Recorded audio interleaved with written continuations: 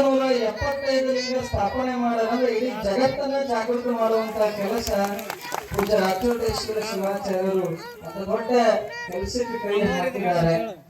ಮೇಲಾಗಿ ಅವರಿಗೆ ಶಕ್ತಿ ಏನು ಅಂತಂದ್ರೆ ಬೆನ್ನ ಹಿಂದೆ ಬೋಧೀಶ್ವರ ಮಹಾಸ್ವಾಮಿಗಳು ಇದ್ರೆ ಕಣ್ಣು ಮುಂದೆ ಭಕ್ತರದಾರ ಧೈರ್ಯದ ಮ್ಯಾಗ ಅವರಷ್ಟೆಲ್ಲ ಮಾಡಕತ್ತಾರೆ. ಇಷ್ಟ ಮತ್ತೇನಿಲ್ಲ. ಹೌದಾ? ಕಣ್ಣು ಮುಂದೆ ಭಕ್ತರದಾರ ಅನ್ನುವಂತ ಧೈರ್ಯದ ಮ್ಯಾಗ ಇಷ್ಟೆಲ್ಲ ಒಂದು ಮಹತ್ತರವಾಗಿರುವಂತಹ ಕಾರ್ಯಕ್ಕೆ ಪೂಜ್ಯರು ಸಾಕ್ಷಿಯಾಗಿದ್ದಾರೆ. ನಾವೆಲ್ಲ ಬಹಳ ಭಯ ಭಕ್ತಿ ಶ್ರದ್ಧೆಯಿಂದ ಇಲ್ಲಿ ಸೇವೆ ಮಾಡ್ಬೇಕಾಗ್ತದೆ. ಅದಕ್ಕೆ ಬಸವ ಪುರಾಣವನ್ನ ಹಚ್ಚಬೇಕಾದ್ರೂ ಒಂದು ಮಹತ್ವ ಇದೆ. ಅದು ಪೂರ್ಣ ಆಗ್ಬೇಕಾದ್ರೂ ಒಂದು ಬಹಳ ಕಷ್ಟ. ಅದು ಎಲ್ಲಿ ಬಸವ ಪುರಾಣ ಪ್ರಾರಂಭ ಆಗುತ್ತೆ ಅಲ್ಲಿ ದಾಸೋಹಕ್ಕೆ ಎಂದು ಕೂಡ ಕೊರತೆ ಆಗುವುದಿಲ್ಲ. ಎಲ್ಲಿ ಬಸವ ಪುರಾಣ ಇರುತ್ತೆ ಅಲ್ಲಿ ಎಂದು ದಾಸೋಹಕ್ಕೆ ಕೊರತೆ ಆಗುವುದಿಲ್ಲ. ಅಂತ ಒಂದು ನಿತ್ಯ ದಾಸೋಹವನ್ನು ಮಾಡಿ ಇಷ್ಟು 10,000ಕ್ಕೆ ಅಧಿಕ ಭಕ್ತರಿಗೆ ನಿತ್ಯ ದಾಸೋಹದ ಸೇವೆಯನ್ನು ಏನು ಮಾಡಕತ್ತಾರಲ್ಲ ಅವ್ರಿಗೆ ಒಂದು ಸಲ ಏನು ಎಲ್ಲರೂ ಕೈ ಮೇಲತ್ತೆ ಜ್ವರದ ಚಪ್ಪಾಳೆಯನ್ನು ತಟ್ಟಬೇಕು. ಕೈ ಆಟಯ ಚಪ್ಪಾಳೆ ಹಾಕ ನೋಡ್ರಿ ಎಲ್ಲಾನು ವಚನ ಈಗ ನಮ್ಮ ಮಂದಿಗೆ. ಹೌದಾ? ಅದ್ರಾಗ ಶಾಸ್ತ್ರಿಗಳು ಹೇಳಿಬಿಟ್ಟಾರೆ ಬುದ್ಧಿ ಈಗಾಗಲೇ ಸಮಯ 9:10. 9:30ಕ್ಕೆ ನಿಲಾವು ಪ್ರಾರಂಭ ಆಗುತ್ತೆ ಅಂತ ಹೇಳಿಬಿಟ್ಟಾರ. ಅಂದ್ರೆ ಇಂಡೈರೆಕ್ಟ್ ಆಗಿ ಜಲ್ದಿ ಮುಗಿಸ್ರಿ ಅಂತ. ಹೌದಾ? ನಾವು ಈಗ ನೀವು ಇಂಟ್ರೊಡಕ್ಷನ್ನಾಗ ಅದೇ ಈಗ ಚಲೋ ಹೀಗೆ. ಹೌದಾ? ಭಾಳ ಮಾತಾಡ್ದಿಲ್ರಿ ಅವ ಒಂದೆರಡು ಮಾತನ್ನ ಮುಗಿಸ್ಬಿಡ್ತೇವೆ. ಹೌದಾ? ಒಂದೊಂದು ಮಾತು ಒಂದೊಂದು ತಾಸು ಅಷ್ಟೇ ಮತ್ತೇನಿಲ್ಲ. 2 ಮಾತಿಗೆ ಜಾಂಗ್ರು ಭಾರಿ ಪ್ರಿಪೇರ್ ಆಗ್ಯಾನ. ಅದು ನಿಮ್ ತಪ್ಪಲ್ಲವ. ಇಲ್ಲಿ ದಿನ ಒಂಥರ ಬುತ್ತಿ ಹೊಡೆಯಕತ್ತೀರಲ್ಲ ನೋಡಿ ಹೆಂಗಾಗ್ಯಾರ. ಹೋಗೋಂಗ್ರಿ ಗೊಂಡ್ಕೊಂಡ ಹ್ಯಾಂಗ ಎಷ್ಟು ದೊಡ್ಡ ಕೆಲಸ ಆಗ್ಯದ. ಅದು ಏನಂದ್ರೆ ಬೋಧಪದ ಶಕ್ತಿ ಇವಾಗ. ಹೌದಾ? ಅದಕ್ಕೆ ಬಹಳ ಸಂತೋಷ ಆಗ್ತದೆ. ಇಲ್ಲಿ ನನಗೆಲ್ಲ ಭಕ್ತರು ಹೇಳಿದ್ರು ಬುದ್ಧಿ ಕಾರ್ಯಕ್ರಮ ಬಹಳ ಚಂದ ಸಾಗಿ ಬಂದದ ಅಂತಂದಾಗ ಯಾರೋ ಒಬ್ರು ನನ್ ಕೇಳಿದ್ರು ಅಪ್ಪಾರ ಮತ್ತೆ ನಿಮ್ದು ಆಮಂತ್ರಣದಾಗ ಹಾಕೊಂಡಾರಲ್ರಿ ಮತ್ತೆ ನೀವೇನ್ ಬರ್ತೀರಿ ಅಂತ ನಾನು ಕೇಳಿದ್ರು. ಅದಕ್ಕೆ ನಾ ಅಂದೆ ಪತ್ರಿಕೆ ಕಳಿಸ್ರಪ್ಪ ನೋಡೋಣ ಅಂದೆ. ಅದ್ರಾಗ ನಮ್ಮ ಹೆಸರು ಇದ್ದಿದ್ದಿಲ್ಲ. ಅವಾಗ ಹೌದಲ್ಪ ಇಲ್ಲಲ್ಲ ಹೆಂಗ್ ಮಾಡೋಣ ಅಂತ ಅಂದೆ. ಅನ್ನೋದಾಗ ಹೌದ್ರಿ ಬುದ್ಧಿ ಅದಕ್ಕೆ ಡೌಟ್ ಬಂದು ಕೇಳಿದೆ ಅಂತ ಭಕ್ತ ಅಂದ. ಅವಾಗ ಅಂದೆ ಅಲ್ಲಪ್ಪ ಈಗ ಒಬ್ಬಕ್ಕೆ ಹೆಣ್ಣು ಮಗಳನ್ನ ಮದುವೆ ಮಾಡಿ ಕೊಟ್ಟಾರ ಅಂತಂದ ಮ್ಯಾಗ ತವ್ರ ಮನೆಗೆ ಬರೋವಾಗ ಏನ್ ಟಪಾಲ್ ಹಾಕಿ ಬರ್ತಾರನ್ನ ತವ್ರ ಮನೆಗೆ ಯಾವಾಗಿದ್ರು ನಾವು ಬರ್ತೀವಿ ಅಂತ ಹೇಳಿದ್ರು. ಅದಕ್ಕೆ ಬಹಳ ಮಹತ್ವ ಇದೆ. ಎಲ್ಲಿ ಹೋದ್ರು ಬೋಧೀಶ್ವರ ಸ್ವಾಮಿಗಳ ಮಠ ಅಂದ್ರೆ ನಮ್ಮದೇ ಇರ್ತದೆ. ಈಗೆಲ್ಲ ಈಗ ನಾವೇನಾದ್ರು ಈಗ ನ್ಯಾಯ ಮಾಡಿದ್ರೆ ಹೆಂಗಾಗತ್ತೆ ಗೊತ್ತ? ನೀವು ಅಣ್ತಮ್ಮರ ಮದುವೆಯಾಗ ಅಕ್ಕಂಗೆ ನ್ಯಾಯ ಮಾಡ್ದಂಗ ಆಗತ್ತೆ.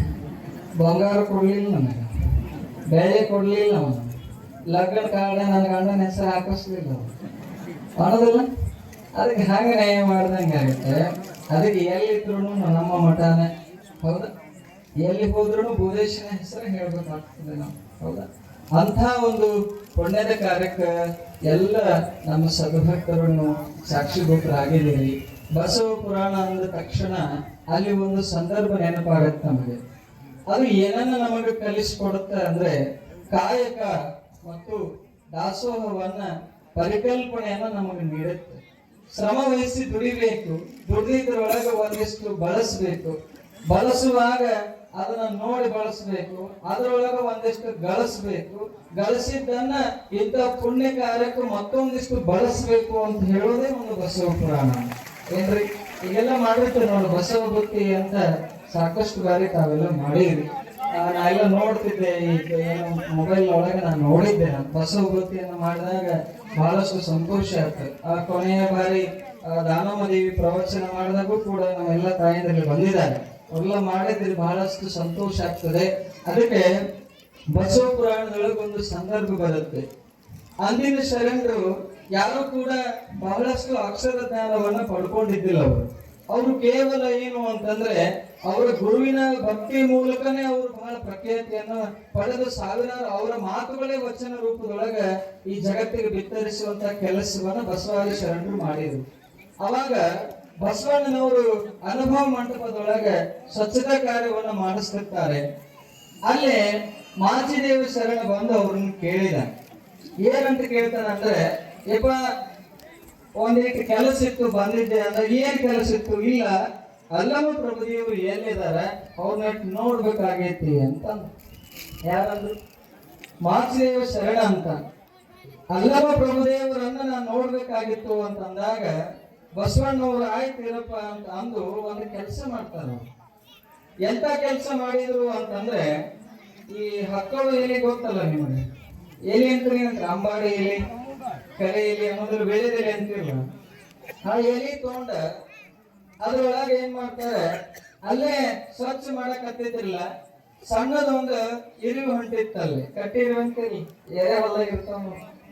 ಆ ಎಲೆ ಒಳಗ ಆ ಇರುವೆ ಇಟ್ಟು ಹಿಂಗ್ ಕಟ್ಟಿ ಯಾರ ಕೈಯ ಕೊಟ್ರು? ಮಾಚಿದೇವರ ಕೈಯ ಕೊಟ್ಟು ಹೇಳ್ತಾರೆ, ಇದನ್ನ ತಗೋ, ಇದನ್ನ ಕೈಯಾಗ ಮುಷ್ಟಿ ಒಳಗ ಗಟ್ಟಿಗೆ ಹಿಡ್ಕೊಂಡ ನಿನಗ ಕಲ್ಯಾಣದೊಳಗ ಎಲ್ಲಿ ಹೋಗ್ಬೇಕನ್ಸುತ್ತ ಒಂದ ಮಾರ್ಗದೊಳಗ ಹೋಗು, ಅಲ್ಲಿ ಸಿಗ್ತಾರ, ಅವ್ರು ಸಿಕ್ಕಾಗ ಇದನ್ನ ಪ್ರಭುದೇವ್ರ ಕೈಯಾಗ ಕೊಡು ಅಂತ ಬಸವಣ್ಣ ಹೇಳಿದ. ಏನ್ ಕೊಟ್ಟಂದ್ರೆ ಅವ ಕೈಯಾಗ ಎಲೆ ಮತ್ತ ಇರುವೆಯನ್ನು ಕೊಟ್ಟ. ಕಲ್ಯಾಣದೊಳಗ ಅಡ್ಡಾಡ್ಕೊಂತ ಹಿಂಗ ಬರೋದೊಳಗ ಪತ್ರಿಕೆ ಒಣದೊಳಗ ಅಲ್ಲಮ್ಮ ಪ್ರಭುದೇವರು ಕುಂತಿದ್ರು.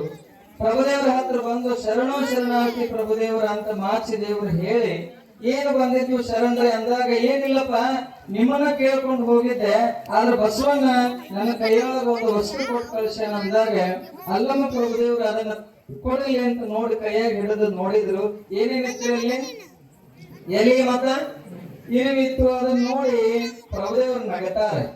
ಬಸವಣ್ಣ ಬಹಳ ಜಾಣ ನೋಡು ಅಂತ ಹೇಳಿ ಅದನ್ನ ಇಸ್ಕೊಂಡು ಏನ್ ಮಾಡ್ತಾರೆ ಅಂದ್ರೆ, ಅಲ್ಲೇ ಇರುವಂತ ಮಡಿವಾಳ ಮಾಚಿದೇವನ ಅರಿವಿ ಗಂಟು ಒಳಗ ಒಂದು ಲಿಂಗದ ಅರಿವಿತ್ತು. ಇಷ್ಟೇ ಒಳಗ ಮಹಾತ್ಮರು ಹಾಕೋತಾರ ನೋಡ್ರಿ, ಆ ಲಿಂಗದ ಅರಿವಿತ್ತು. ಆ ಅರಿವಿ ಒಳಗ ಏನ್ ಮಾಡಿದ, ಒಂದು ಅರಿವಿ ತಗೊಂಡ ಅಲ್ಲೇ ಒಲೆ ಒಳಗಿರುವಂತ ಒಂದು ಎರಡು ಇಡ್ಲಿ, ಇವು ಕಟ್ಟಿಗೆ ಸುಟ್ಟಿದ್ದು ಇಡ್ಲಿ ಅಂತ, ಅದನ್ನ ತಗೊಂಡ ಅರಿವಿಯಾಗ ಕಟ್ಟಿ ಅದ್ರ ಜೊತೆ ಎಲಿ ಒಗದ ಅರಿವಿನ ಮತ್ತ ಏನ್ ಮತ್ತ ಇದನ್ನ ಕಟ್ಟಿ ಹೊಳ್ಳೆ ಮಾಚಿದೇವ್ರ ಕೈಯಾಗ ಕೊಟ್ಟ.